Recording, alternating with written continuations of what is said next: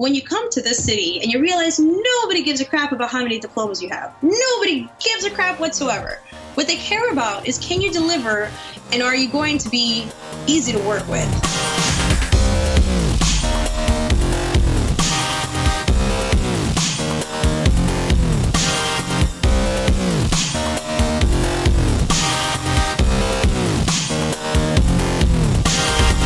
You're listening to Inside Acting, a podcast dedicated to demystifying the inner and outer game of success in the entertainment industry. I'm AJ Meyer. And I'm Trevor Algott, and coming up in episode 280 today, the first half of an empowering conversation with actress, producer, stunt performer and coordinator, and champion for diversity in the arts, Michelle Jubilee Gonzalez. In part one today, Michelle shares about her multifaceted upbringing as both an athlete and an artist in Miami, how her philosophy and her work ethic have created her career in this industry, why reputation is the freelancer's most important asset, and how and why she's always adding to her creative bag of tricks. Episode 280. Stay with us.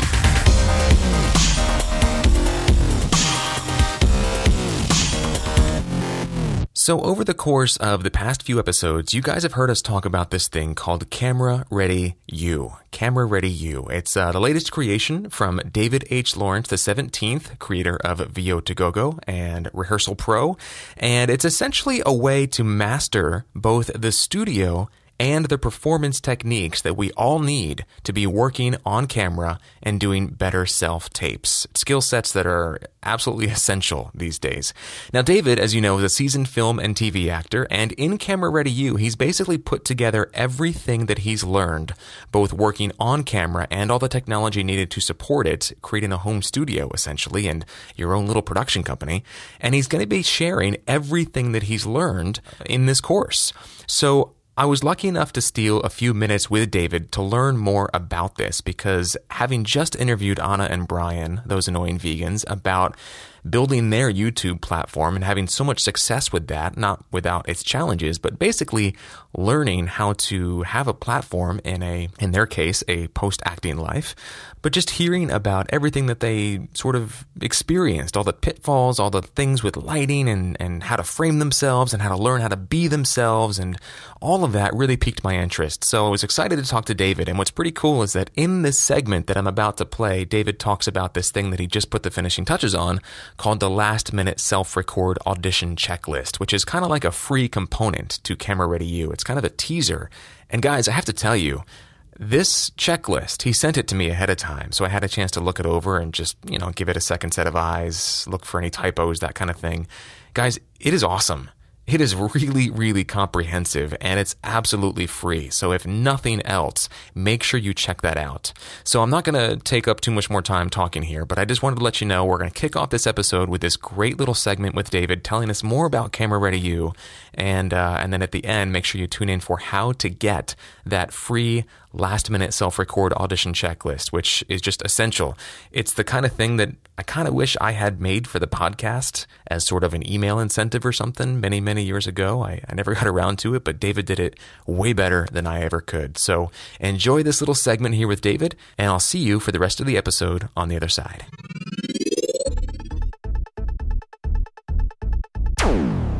David, thank you for taking a few minutes to chat with us about your newest creation, Camera Ready You. Yeah, I'm very excited about it. Let's start at the beginning. I mean, why did you create this? So I've been thinking about this for a long time. I'm in a pretty unique position. I do about as much on-camera work as I do on mic work, so voiceover work. And I started in the voiceover industry. A lot of actors that work on camera end up getting thrust into voiceover at some point or another. They have to do an ADR session, or they have to do a promo session, or they're asked to record a promo, a commercial, whatever. Mine was the other way around. I spent like a long time in radio, and then decided to try my hand at on-camera acting, because you've seen me. You know how absolutely dumbstruck gorgeous I am. So I thought maybe with this crazy good looks and awesome figure, I'm totally kidding, that I'd be successful on camera. And it turns out I was. And I learned an awful lot after having all those years doing voiceover work, I learned an awful lot about what works from that world and what's different from that world when it comes to on-camera work. And so, I started talking at conventions and talking about being authentic on camera and about being authoritative on camera and about how to do on camera. And when I would come off stage, people would be like, "Where's your class? I want to take your class. What's your class? How's your class?" And I'm like, "I don't have a class." "Well, you got a voiceover class. Why don't you have a class for this?" And I'm like, I don't have a class. And they're like, "What's wrong with you?" And I got tired of people asking me, "What's wrong with you?" So finally, after 4 or 5 years of this, I thought, you know what? I can put together something that would be helpful not only for actors, but for anybody that needs to be on camera. I thought back to when I was a kid. I don't know what your life was like when you would go home after school and maybe watch television, or at night you'd watch television. Those people seemed really like cool to me. As part of the reason that I wanted to become an actor, because I wanted to make people think and feel and laugh and cry. And at that point in life, maybe 50,000 people had been on camera, right? We were all viewers, and the very few of us who were actors or broadcasters got to be on camera. Today, those numbers are completely flipped. There's probably only 50,000 people left who haven't been on camera because of Skype and YouTube and GoToWebinar and Zoom and FaceTime and television and film and web series and all the myriad business presentations and classes that are taught and all these things where you end up on camera almost by surprise. And people think, oh, everybody knows how to do this, right? So your boss will come in and go, "Hey, could you do that thing, that presentation with Singapore at 4:30? I got a thing. You know how to do this. You have a smartphone." And people have the wherewithal, but they may not have the basics and further the best practices to do really well, to be what I call the 3 A's: authentic, authoritative, and agile on camera, to know what to do when. So that's why I created Camera Ready You. I'm totally late to the game on this, but we just finished an interview series with a couple of my friends who have developed a YouTube channel, and it's kind of a cooking show / video blog, but the conversation that we had ended up being so much about how they bring who they are to the camera and how they had to retape their first episode because they just saw all these kind of issues. And this Camera Ready You is not just for actors looking to put themselves on tape. I mean, like you said, it's everybody from like marketers to YouTubers to people that are putting together online courses to even just people who are working for their boss and have to shoot a quick, how-to video. I mean, it can make a huge difference how you speak, how you light yourself, how you frame yourself. So who would you say this is for if you were to put all that into a nugget? I actually have a confession. I have a confession to make. You know how they say magicians never reveal their secrets? Well, I'm about to violate that in 100 different ways, because as an internet marketer and as a business person, I have a certain set of requirements when I do video. I want to engage with people. I want to find out what they need. I want to fill those needs. I want to show them how to do what I want to show them how to do really well. And there's a whole set of things that go with that. And then on the acting side of things, there are all these little things that actors do when they're on camera, depending upon the size of shot. We've talked about this when we talk about secrets of screen acting. So my confession is I'm going to be sort of opening the kimono and sharing all the acting tips that I have with both actors and with business people. This is really where when I would get up on stage and I would say, hey, if you just match the level of your voice with the size of the shot, you're going to find it a lot easier to edit. And here's what to do with your hands.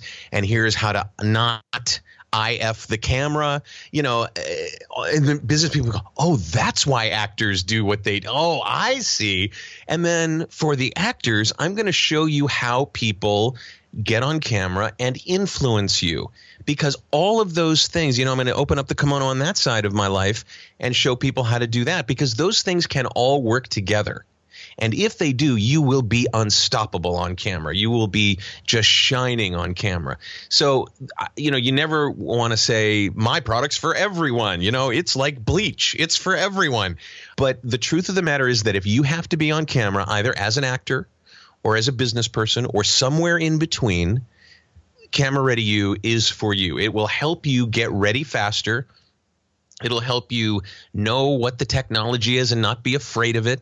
It'll show you how to frame yourself. It'll show you how to mic yourself, how to light yourself, how to be on camera. I've got a whole module on the roles that you might play, right? So you might be auditioning for a drama or a procedural or a comedy or whatever. You might be auditioning for a commercial. That's even popping its ugly head up where people are asking for that.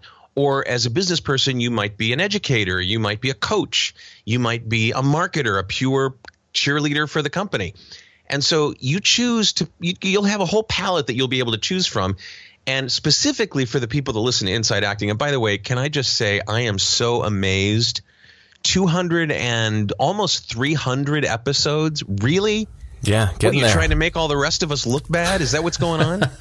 It's just, and it's not like, oh yeah, they've done a whole lot. They've all been so packed with stuff, and I have been so honored to be a part of, in a small way, you know, the ongoing efforts on the show. I love listening to every new episode that comes out. Oh, thank you. Feeling is mutual. Thank you so much. So you know, who's it for? For the people that listen to Inside Acting Podcast, this is for you. If you are going in for auditions, you can ask the person who's running the camera, how much are you getting? You don't say, how big is the shot? Are you getting my face? That's not what you say. You say, how much are you getting? Are you getting Head and Shoulders? Are you getting Cowboy? Are you getting 2 T's? What are you getting in terms of shot size? And if you don't know what those mean, we'll show you in the thing. And if you're putting your cell phone tape at home, you'll be able to organize your equipment very quickly, your lights, your mic, how to frame yourself. If you're all by yourself and you're going to play back the reader's lines from, say, rehearsal or from something else, we'll show you how to set that all up. And in fact, what I've got, I just put this together, just put the finishing touches on it this morning. I've got a free checklist for you called Last Minute Self-Record. I actually said self-tape checklist, but like tape is such an anachronism. It's like nobody uses media anymore at all. And maybe they use a little, you know, compact flash or SD or whatever, but it should be self-record checklist. In fact, I'm going to change the title right now as we speak. I'm going to change everything about it. It's the Last Minute Self-Record Audition Checklist. Let's call it that. Audition checklist. Okay. Yeah. How's that? Yeah. Because, you know, for this specific purpose, you know, we get a note from Actors Access if we've self-submitted, or from our agent. Hey, you've got an audition. They want you to put yourself on tape for an EcoCast, or that, you know, they don't even say EcoCast because it's not through Breakdown Services, but you get this time limit, right? And you'd be amazed how, well, you probably wouldn't be amazed because you do this, I'm sure, how much work you put into it and then go, oh, wait a minute, crap, I've got to put this on tape. You know, you're working it and working it and working it. So what I'm going to show you what to do is how to quickly get set up and get yourself in position and do a great self-recorded audition. We'll give you the checklist so you don't forget things like doing a mic check or getting your lights right or how to frame yourself or things like that. So that is such an essential skill to the self-taping thing. I mean, we talked to, you know, Jeremy Gordon, who I know you know well, and he told this story about this guy who was like on a boat in the middle of the ocean, and he was asked to put himself on tape, and he did, and he knew how to do it right, and he booked this series regular role just off of that. So it's happening everywhere. Absolutely. I remember landing. I booked out. I told my agent I was going to be gone for the weekend. I remember landing in Boston on a Friday afternoon. I was going to go attend my girlfriend's Harvard reunion. So I was going to be busy the whole weekend. Sure enough, every time I get an email as I'm landing saying, hey, I know you said you were booking out, but so before we did anything, we got to the hotel. I set up my iPhone on the ledge of the television. It was about eye level for me.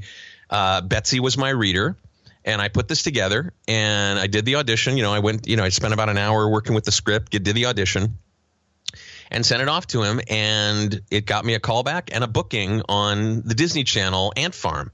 So, and this was like 4 years ago, something like that, long before self-taping became as important. I mean, we saw it coming because EcoCast had been around for a while. But this idea of putting yourself on, you know, self-recording, self-taping, I've got to break myself of the habit of saying self-taping and say self-recording. This is going to be the future. I mean, there will always be those moments when you're called into a casting director's office or a production office but they may end up tacking on an initial step that says, put yourself on tape first, just so we can see who we're bringing in for this. This may end up being the pre-read of the future. So you need to know how to do this right. I've heard casting directors talk about it, like you said, Jeremy Gordon. I've heard Caroline Lean talking about it. I've heard Bonnie Gillespie talking about it. Lots and lots of casting directors are talking about how this is such an essential skill. So that's why I made it part of the whole course, Camera Ready You. It's a lot more involved than the last-minute checklist. But at least with the last-minute checklist, if you've done nothing else, you'll be able to get set up and do your audition in a professional way. You won't have forgotten something simple or obvious. Wow, thinking of self-recording as the pre-read of the future is really compelling. I think that you're probably onto something there. I think that we're probably headed there. That before you even step foot in the office, they're going to want to screen you beyond your reel. Exactly. They're already doing it. There are lots of very high-paced CDs, high-paced offices that have a lot of episodes, and they're trying to get them done quickly. They're already doing it. Wow. Well, I was going to ask you next what kind of things people can expect to be taken away, but you've outlined just a handful of them, and that sounds like just a gold mine of skills and knowledge. Well, I've taken the best parts, the good stuff, and put it in this PDF and the other thing I was thinking is I might just turn this into a video, but I've got it as a PDF right now, and I'm going to give you that for free. Very cool. All you have to do is go to camerareadyu.com. That's camerareadyu.com, and it's cameraready the letter U.com, and just tell me where to send it, and I'll send it, and off to the races we'll go, and I'll make sure you're aware of when we're actually open for registration as you're listening to this right now. If you're listening to it when it's released, if you've waited a couple of weeks, we're already well into the class, but we're registering people all this week, and if you want to be part of the big Camera Ready You class, we'd love to have you. But this last-minute self-record audition checklist, yes, that is the official title. I have decreed it. You know what is really cool? I was looking at the outline for the course, and after each or at the end of each module, it looks like you've actually got people iterating and optimizing, recording their own videos, and taking one more step every single module. Oh, it's more than that. It's more than that. What we do at the beginning of each week is the very first thing you do without learning anything from that week's modules is I have you put something simple on tape. For example, the first week is I just want you to get on camera. Don't think about it. Don't try to be perfect. Just get on camera, be able to be heard, be able to be seen, and just say your name. So in your case it would be, hi, I'm Trevor Algott. And that's it, right? So then at the end of the week, after we've done the first module, we have you do that very same thing again. Hi, I'm Trevor Algott. And then we compare the two, and we're going to do a weekly sort of workshop meeting where we play back people's before and after. And then the final is going to be putting together a 1 minute or so summary of how you want to use the stuff in the class. And we'll have that the first part of the week, have you do it then. And then the final video that you'll make is putting everything that you learned together, all the roles that you might be, how the cameras work, how all the lighting and the mic works, how the software works that I'm going to be showing you how to use to edit your stuff. Everything, you put it all together, and then you'll do that final video. But it'll be a week at a time, a video at the beginning of the week and a video at the end of the week. And you'll send it to me, and then you'll learn something new that week that will help you make that second video of the week that much better. And so you'll get time on camera, you'll get time in front of others, you'll see what others are doing. It sounds like almost like Toastmasters, but for the digital age. Wow. Okay. You can have that. That's yours for free. Okay, yeah. I appreciate that. Yeah, and I've never attended a Toastmasters meeting, so I know of them and I send people to them. Do they do that where they have you speak and then they talk about it and then they have you speak again? I don't know for sure, but I had a roommate once who was really into that stuff, and he would go on. He would tell me a little bit about how every week they kind of went a little bit further with it, and they had like a round table where they gave constructive feedback. And that's exactly what we're going to do. That's exactly right. What I want to do is do building blocks each week. And it's not an insignificant amount of money. It's less expensive than some of the other things that I do. But I think the value that you'll get is this ability to Do all of the 3 A's: authentic and authoritative, and do so in an agile way. Like, you won't have to sit there and go, oh my God, I got to be on camera. I need an hour. I need to like brush my hair, and I need to like put on makeup, and I need to, remember what the checklist is that David gave me.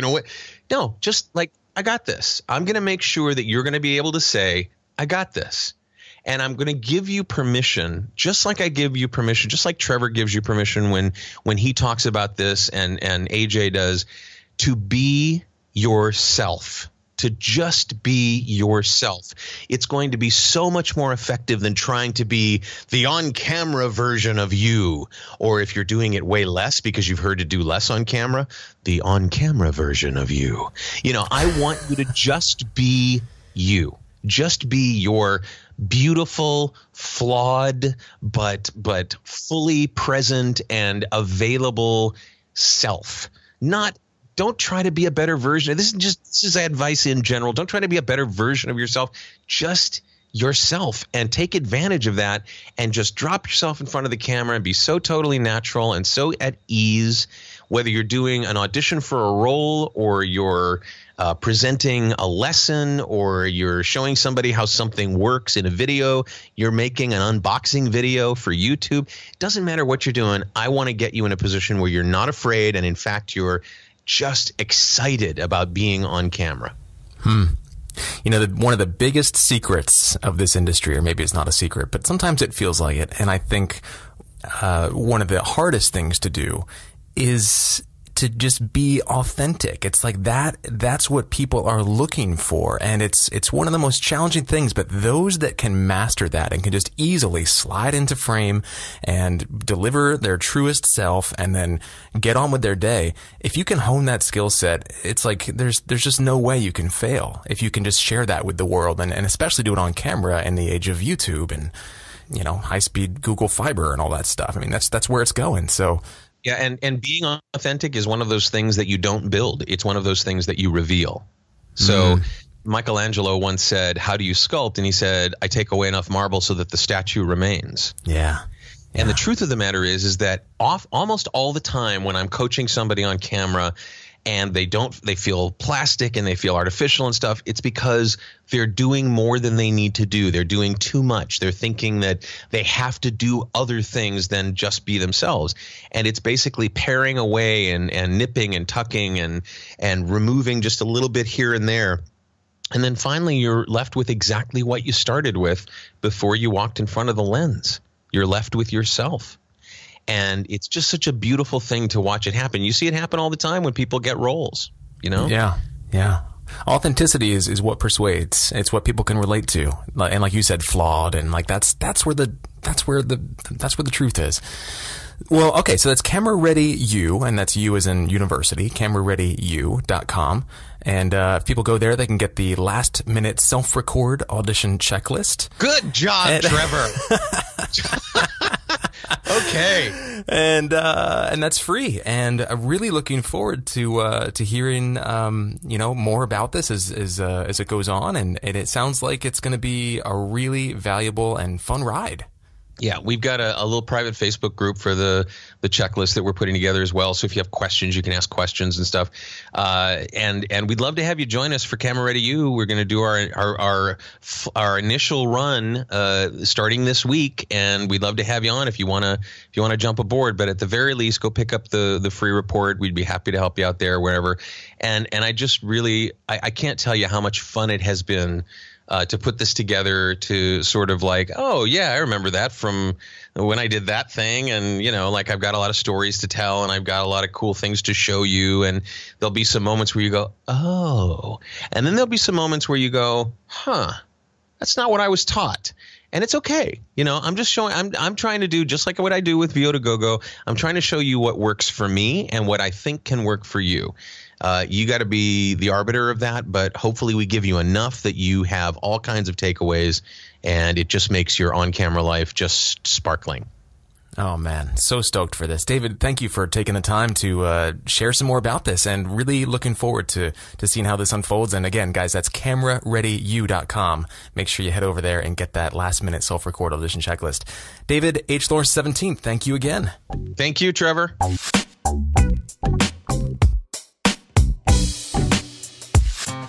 Hey, Trev. What's up, buddy? Hey, man.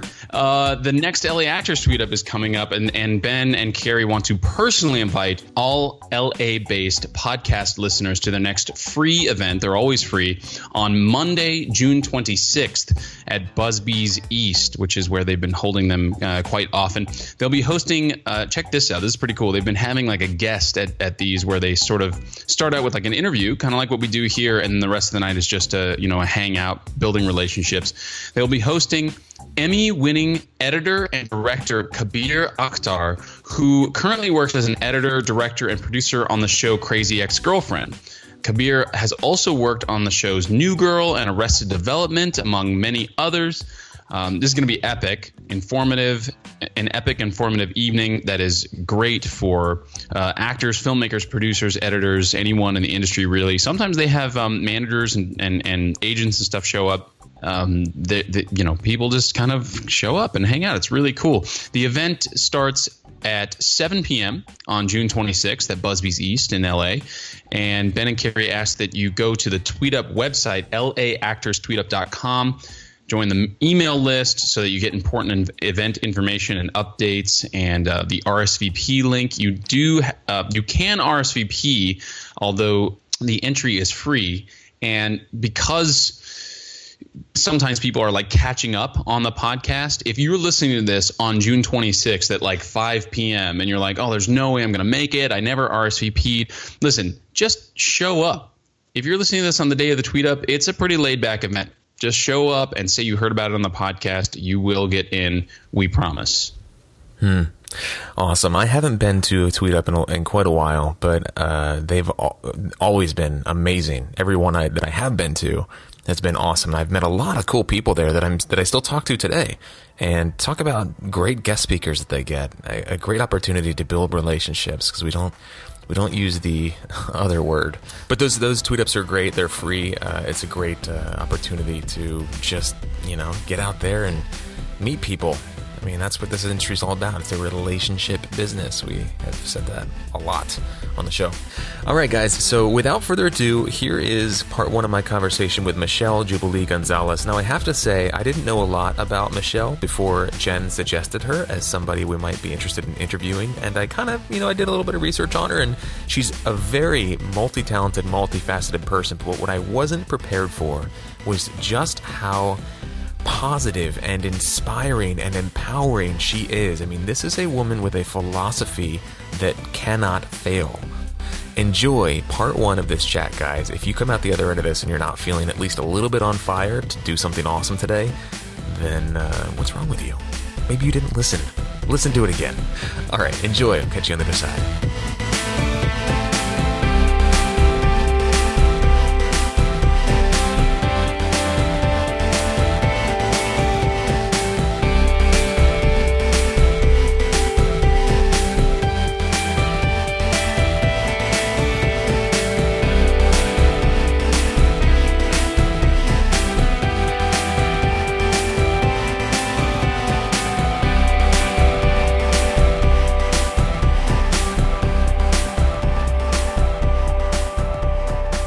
Hey everybody, this is Trev, and I'm really stoked to be sitting down on one end of a Skype conversation with actress, producer, and stunt performer and coordinator, Michelle Jubilee Gonzalez. She does all those things. She's also a real champion for diversity in the entertainment industry. She's worked in dozens upon dozens upon dozens of TV shows and films, including 2 films that are actually in theaters right now, Fate of the Furious and Wonder Woman. And she's currently producing a documentary called Unapologetic about the pressures that women face in the industry. And also, Michelle, I was just doing some quick research, and you're also a very talented musician, a violinist, a pianist, a vocalist. So one thing is really clear. You have a lot of talent, a lot of passion and fire and zest for life. So we have a lot to talk about today. Awesome. Well, thank you for such a lovely introduction. Hey, thanks for taking the time to chat with us. I'm really excited to hear about your journey. So let's actually do that. I'd love to start with the origin story, because there's a lot of people that listen to this show that are sort of just starting to figure out how to break into the industry. And I always love hearing about where people started. So with you, where did you grow up, and what was the bug that got you that got you into the entertainment industry? Okay. Well, I was born and raised in Miami, Florida, so that's already a very colorful city with a lot of flavors and sounds and music and culture, and it was a really vibrant environment to be raised in. I was raised with very loving and supportive parents that, because they left, they're immigrants from Cuba. They both left Cuba. And because of communism, they missed out on a lot of things, and they were separated from their family. So my mom, being a total philanthropist for arts, she loved the arts since she was a child, and she gave us what she couldn't have, which is incredibly selfless and beautifully generous from her part, and I blame her.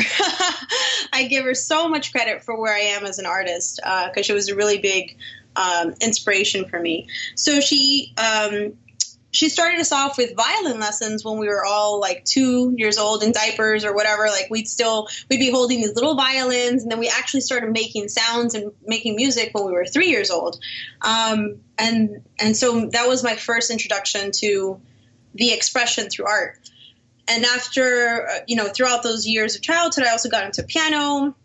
And then I got into singing, and I got into theater arts. And I have 2 older sisters, and they were very loud and very expressive. So I felt I needed to somehow compete. You know what I mean? To be yeah. Hi guys, I'm here. Cause I was the littlest one in the family.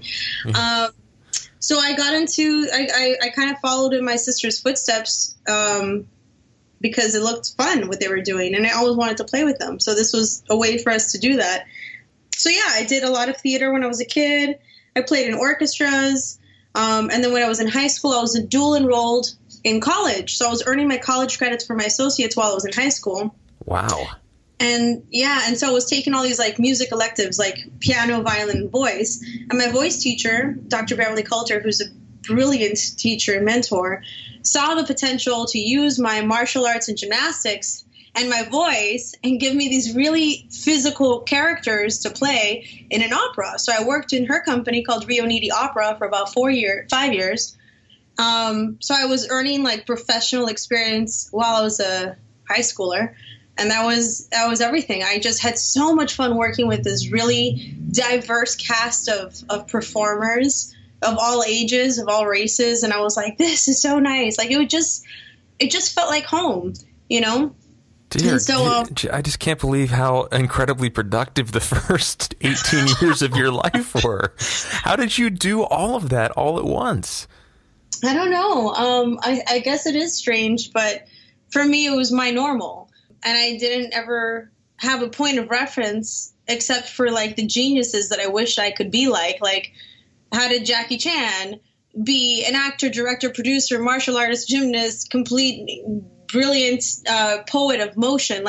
How did he do that? I just figured, because I was inspired by Bruce Lee and Jackie Chan and all these incredible performers, and then violinists, Itzhak Perlman, these really brilliant, the creme de la creme, just the best in their field. And I was like, how did they get that good? And you can tell that it's not something that people are just born with that.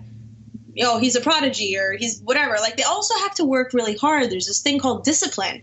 And so for whatever reason, I got it. I understood what that meant, and I understood what I needed to do in order to get that good.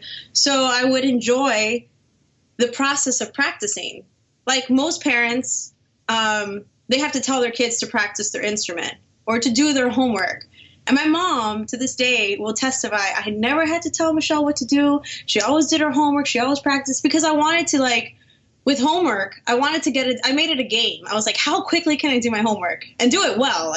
I always did my homework really well. I got good grades in school, but I made it a game. I just made it fun for myself. And I would put a little clock there to be like, okay, I have 30 minutes, let's go. And if I could finish my homework as quickly as possible, then I could go outside to my backyard and teach myself how to do flips. And then after that, I would jump in the pool and swim and play. And then after that, I would practice the violin for like an hour. And I enjoyed all these aspects of like me developing these skills. So it was a lot of like self-motivation and a lot of awareness of just like doing the work, but not making the work seem like work. Yeah. So it almost sounds like, what am I trying to say here? That you didn't miss out on a typical childhood. Childhood? No, not at all. Even while doing all this stuff. Well, I mean, they're not singular events. Like when you go to orchestra, you're with like 30 other kids. You're all from different parts of life and different cultures, and you all come together to make this beautiful symphony of efforts and everybody contributing their thing.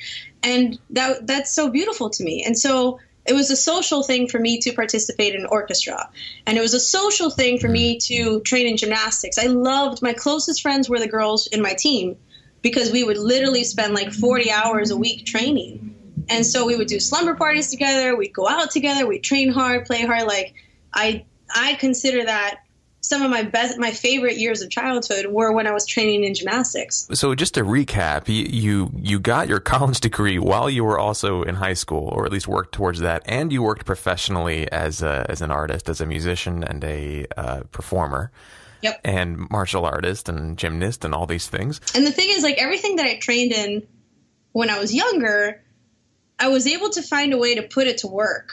You know, like I always found a way to incorporate it into like building those professional credits, whether it's the opera company or working with the dance company or working in the independent film scene in Miami, because I started off there and I did a couple of indie films. But you know how that is when it's a smaller market, they really don't go anywhere. But, you know, I built a reel, I built some credits, I had some experience, I wasn't completely green. And again, it's just having those skills in my pocket is what allowed me to like just get a couple random jobs here and there just to survive once I got into LA. So your mom was really a champion for developing children that were just extremely well-rounded and prepared for just about anything. My biggest blessing in this life has been my parents.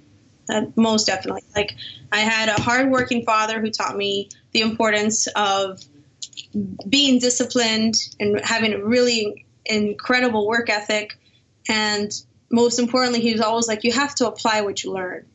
You can go to school as long as you want. You can get all the degrees in the world, but unless you understand how to incorporate that into a job, into a way of making a career and a living, it's just information. Amen. True power comes in application. I'm like, wow. And I always got that. He always was pushing to be like, so what are you doing with it? That's nice. You got a degree. You have a black belt. That's nice. Now what? Like he was always like, what are you going to do with this thing that you now know how to do? So it's very gratifying at this point in my life to be like, look, Daddy, look what I've done with my life. I get to put my martial arts to work in stunts and in acting. Because I can do the stunt acting roles where she needs to fight and defend herself and then say a line and blah, blah, blah. And so he's so happy for me because he's seen me put into real practice, what he's always encouraged me to do. So yeah, what a powerful life philosophy too to impart to a kid. You know, what are you doing with all this information? I mean, information is never the problem, right? Information and like resources are not the problem, especially in America. We're okay in that department. So it's all about your philosophy of what you do with that stuff. Exactly. So you had all these skills, and it sounds like you kind of rolled right into a career in the arts. I mean, I'm not going to say it's easy because like a lot of times at the beginning, I did a lot of stuff for free. I did it for credits. I did it because I wanted the footage for my reel. I did it because I needed to network. I did it because, you know, you have hopes that this is going to lead you to something or someone that's going to hook you up for a better job. So I did a lot of stuff for free. I think it's just part of the natural path, you know, that your initiation right into this industry is like you gotta work your way up the ladder. You know, you gotta do a lot of stuff for free, be an intern, whatever. And of course, there are moments where things are hard, the phone's not ringing, you're like, I'm never gonna work again, and it just feels like nothing's happening, or at least that's how it used to feel. Like when I started, that's how it would sometimes feel, because I would have a job and then it would finish, And then because nobody knew me yet, because I was still so fresh, it was very easy to get like a little anxious about like when's the next call coming, which I think a lot of performers can relate to, because like this is a freelance industry. You have to do so much freelance work until people start recognizing your work and who and how you are on a set, that your reputation starts to precede you. When did you notice that shift start to happen for you? I mean, you started just up. I assume you applied for like a lot of local jobs on like whatever LA casting was. Well, actually, you're in LA now. Yeah. So when did you move to LA? I moved July 2008. I had just finished my master's degree in music, vocal performance. And I was like, great, I've got this title in my pocket, so I can actually teach anywhere with that. And it helped me get 2 jobs so I could at least pay rent when I got here. So I came out here with 2 jobs teaching acting and music to foreign students at Theater of Arts Academy in Hollywood. And then, another one of those like weekend boot camps for kids wanting to work in commercials and acting and all that stuff. So I would just, I was teaching. But where was it going with this? I just lost. Well, I guess because that's awesome, and so you were able to sort of pay the bills that way while you were sort of freelancing as a creative, as an artist. But what was the point that you felt like people started to, where you were able to move on from doing all that free work? So I moved 2008, and I think it was about 3 to 4 years after that. So around 2012, 2013, there was a really significant shift because I had acquired jobs and I had performed well, and then people started talking about it, which is good. It was good talk. They're like, yo, Michelle Jubilee, she can deliver and she's super cool to have on set and blah, blah, blah, blah. Oh, you need a fight girl? She's awesome. Like people would just start recommending me for work because they saw that I could adapt and I knew how to like be sensitive to the set. Like, it's not just about being like this, like really gregarious social butterfly on set. Cause like you also have to kind of be quiet because people are trying to work. So there's a delicate line. It's a delicate line to walk on. But if you pay attention in general and you pay attention to your surroundings and you pay attention to people's body language, you should be able to read when it's the right time to talk and be playful. And when you got to just like, calm down and focus. Shut it down. What I mean? Yeah. There's some people who are just on, and I'm like, it's not about being on. I mean, you just be yourself and then adapt as the hours change on the set. So yeah, like I said, I was always really adaptable as a kid, and that translated onto sets and into my work. And after 4 years of really hustling hard, the phone started to ring more consistently. And then I started to say, this is great because now these things can actually pay my bills instead of all these other random jobs. So when were you able to leave teaching? Or do you still do it? I teach privately, but only like people I like. Only a couple of students that I've been with. They've been with me since I moved here. So there's a certain loyalty that I still have just because I've seen them grow up. But like I said, it's just a handful of students that I have because I am, at this point, very busy with production and developing things. And I'm grateful I don't need to rely on that income as I used to. But teaching at Theater Arts Academy, I think I was there for like 2 years and then I was able to move on from that.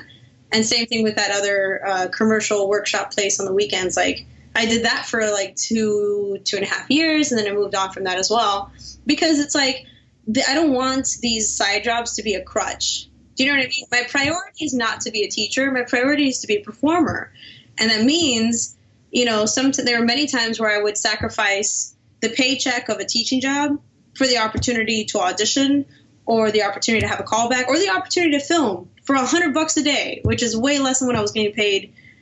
Teaching for 3 or 4 hours, but that was more important to get the credit than the paycheck. So it's just about having my priorities really clear that started to cause that shift.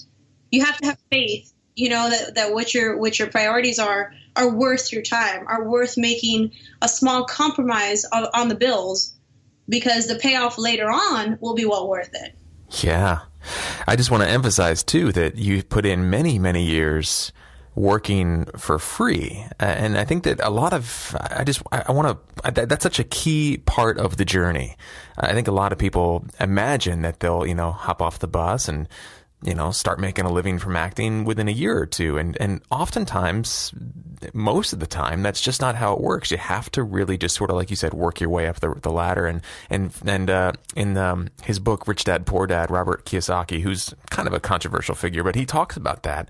And he says, like, a big reason a lot of people don't find the success they're looking for is because they're unwilling to work for free at the beginning. And I just want to point out, it took you 4 to 5 years of doing that before it started to sort of, bear fruit. That's right. And it's like any business. You're a startup business. You have about 3 to 5 years to get yourself and get your head above the water, so to speak. But those first 3 to 5 years, you're laying the groundwork, establishing your reputation, building your brand, and you're also getting really good at your craft. And I went to school. I did my theater arts degree. I did my music degrees. I studied my butt off. That's nice. But now when you come to this city and you realize nobody gives a crap about how many diplomas you have, nobody gives a crap whatsoever. What they care about is, can you deliver, and are you going to be easy to work with? Because unless you're already established that you can start to become a diva, which I highly discourage, don't become a jerk on set just because you're number one on the call sheet. It's uncalled for. It's unnecessary. But my whole point is you work this hard towards these goals because it's what you feel is your purpose. It's what you feel is your fulfillment. You're not doing it for the fame. You're not necessarily doing it for the money, because if you are, then the art is missing heart. Do you get it? It's hard to be a successful artist if your spirit is not in alignment with what your path is. Yeah, yeah. So when people are like, oh, I just moved to LA, so I'm going to get discovered and I'm going to be famous and I'm going to work in a movie. I'm like, well, I truly do wish you all the best. But just showing up, moving to the town and not doing the work, that's not the formula. Yes, you have to be in the right place at the right time, but you also have to be ready. So at the drop of the dime, if they call you, you have to be ready to show up and deliver your craft and be so good at it that they cannot deny you the job. One thing we've talked about a lot on the show is a quote that I'm not sure if we ever figured out if this was from LL Cool J or Will Smith, but one of those guys said, I like to be ready so I don't have to get ready. And that's another little piece of life philosophy that'll pay dividends for forever. And that's why it's the studying and the training and that discipline of always just managing my time to go to school and train gymnastics and train martial arts and then train singing and to go to an opera and then have rehearsal. That is time management on crack, on steroids. Yeah, in fact, yeah. And let's talk about that, because you do so many different things. You produce, you do stunt work, and also stunt coordination. Obviously, you've got your diversity work, and you're a musician as well. So what does a typical day for Michelle Jubilee Gonzalez look like? I am fascinated to hear what time you get up, how you prioritize things, where you take breaks, if you take breaks, when you go to bed. What does that look like? My breaks are in the car while I'm driving from place to place. No, seriously. Spoken like a true Angelino. It's crazy. It is a very intense schedule, and there are times where I can definitely feel a little bit burnt out, just because I'll work 7 days a week for too many weeks on end, and I'm like, oh my gosh, burnt out, because as a human, the machine needs to rest. The thing that drives me is not human, but it's in the container of a human. So it can go on forever. That's why I'm always motivated, because my spirit is it's just so enthralled with what I do. I love doing what I do. That's the gasoline. It's like this endless tank of gasoline all the time. But getting back to answering your question, what a typical day looks like, I generally wake up around 6. If I can squeeze in a run, I'll go running for 30 or 45 minutes. I'll listen to a self-improvement audiobook or some business book or something so I can educate myself while I'm running. I know. Love it. Multitasking already. It's only 6 in the morning. I'll take my dogs out. I'll give them food, give them love, and then take a shower, have a light breakfast, do some emails to hit off the day. And then by the time it's 8 o'clock, I'm either heading off to another training session for whether it's, stunts or anything, because stunts is so many things. It's gymnastics, parkour, tactical, weapons. It's 1,000 different things I could be doing. So I'll train in the morning, depending on the schedule. And then I'll change, grab a bite while I'm driving, make some phone calls in the car, head over to a meeting. Usually meetings are with other, whether it's producers or investors or talent or people that are connected to talent, so I can try and pitch them on these projects or whatever.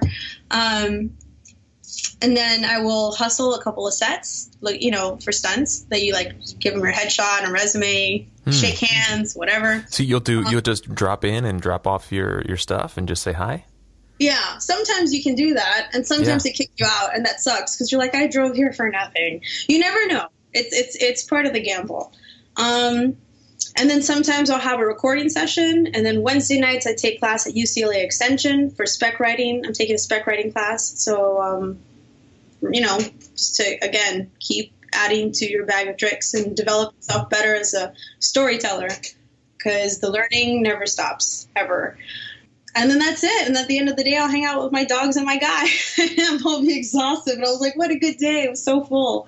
So I try and cram a lot of stuff into my days so that every day I'm moving these projects forward. I'm making progress with myself by training.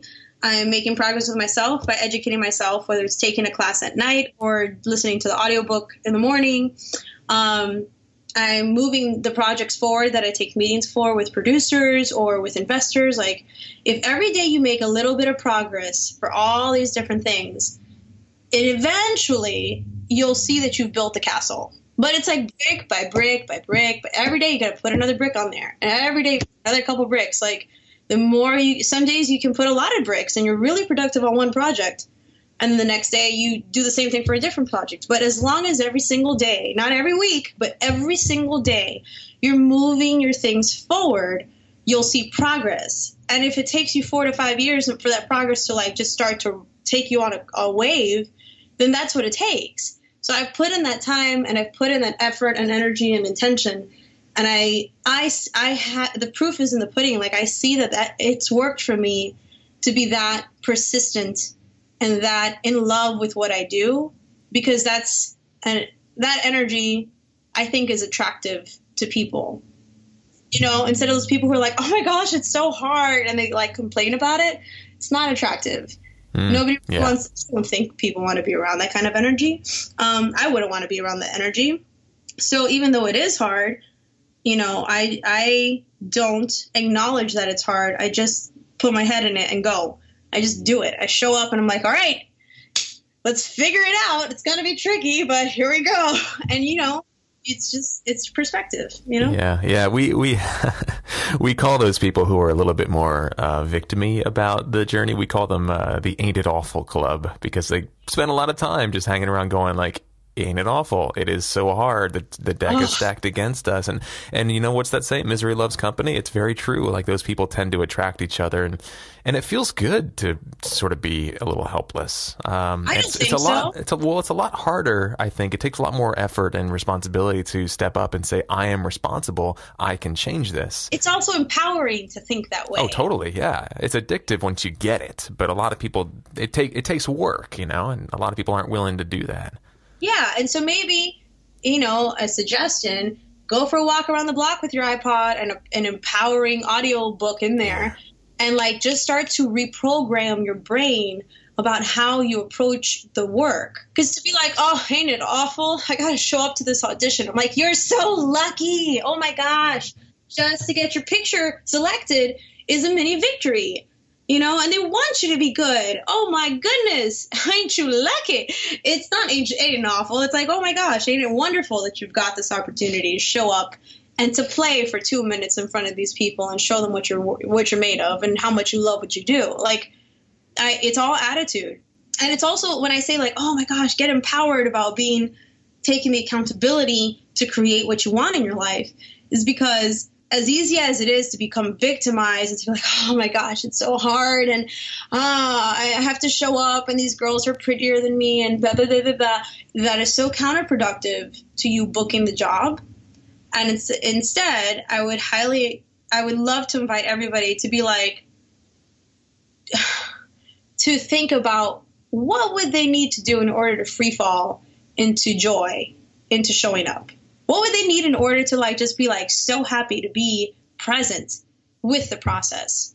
Do you know what I mean? And instead of judging it and quantifying it as hard or easy or effortless or effortful, to just be like, this is what it is. And I'm so happy I get to be here right now, hurtling through space on this planet. Wow. Yeah. Then all of a sudden you're just like grounded and present. And then you get to just own your power in acknowledging that you exist and that is enough. Shifting your perspective of ain't it awful to ain't it wonderful is everything. The minute you start saying, wow, this is so great that my body works and I can show up and have a beautiful voice that can be heard and I am worthy of being seen and I'm so happy to fill this space with my energy, the world will respond to that.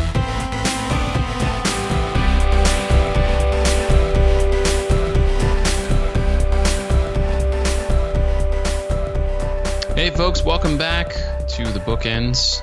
I'm really excited to hear this. I haven't had a chance to hear it. I was not there. There's been a couple of interviews over the last couple of weeks where we had them scheduled. I was ready to go.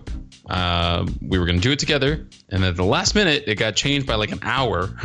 And it meant that I wouldn't be able to get to work if I did it. So I was really bummed, but I'm super excited to listen to it.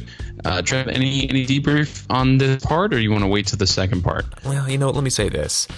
One thing that I've found really makes a big difference in my life is if I start off my day with at least 10 minutes or so of some kind of personal development, whether that is a great podcast interview with somebody on a great podcast that I enjoy, or it's a book that I'm reading, or it's an audio book, or it's a YouTube video, something positive that sends my brain and my subconscious the message that I'm responsible, and I can do this. I have what it takes. And it's just 10 minutes. 10 minutes. That's nothing in the scheme of things, but it can make the biggest difference. It's one of those tiny areas of leverage that down the line will make the biggest difference in the world. And you can hear in Michelle's voice that she has really made that a priority and invested in herself, and it's paying dividends. And her perspective and what life requires from her to make her dreams come true, frankly. I think she gets that, and she gets what it means to invest in herself. So I would say if you're going to take away anything, or if I'm going to take away anything and share it with you guys, that would be find a way to fit 10 minutes into your day and fill it with some sort of inspiring message, some sort of personal development, human potential, self-help message of some kind, because that's frankly what most successful people do. They don't listen to, political talk radio on the way to work every day. They may do it sometimes, but most of the time, they're educating themselves. They're making an investment in their future by learning about the timeless success principles, about what it takes from them as people to show up in life and create success. And we could define success as the progressive realization of some worthy ideal. It looks different for everybody, but no matter what it looks like, what it takes from an individual is pretty much the same, no matter what you're after. So that would be my takeaway. Nice. Was it Craig Ballantyne that was saying like you like sort of crush that like one thing? You like make a note of like a one thing. If I finish this one thing today, I can call it a success. And you just kind of get that one thing out of the way first thing. I don't know, but that reminds me, and we talk about this in part 2 with Michelle, but that reminds me of a book called Eat That Frog by Brian Tracy, which is basically that idea. That's the whole book, is that take that one thing that is going to provide the most leverage in your life, or that one thing that is the most sort of challenging, that you feel the most resistance to, but that is very important, and just handle it. Handle it first thing. And then all of a sudden you've created this incredible momentum in your day, because the frog on your list, the big ugly frog that was staring you in the face, is now done. You've eaten it, in effect. And that's the hardest thing you're going to do all day, right? Is eat a frog. Why is he eating frogs? Yeah, there's that other thing about like making your bed every morning, right? Like just that habit and what it creates in your mind. So that's great. I love it. Yeah. I love it. I'm excited to listen. What's your pick of the week, man?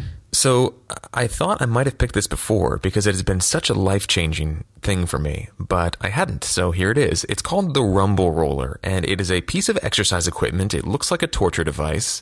You'll see if you go to the link on the website. It is a torture device. If you go to the link on our website and take a look at the image of it, it looks painful. And to be completely honest, it is painful as you're learning to use it. It's a foam roller, but it's firmer than typical foam rollers.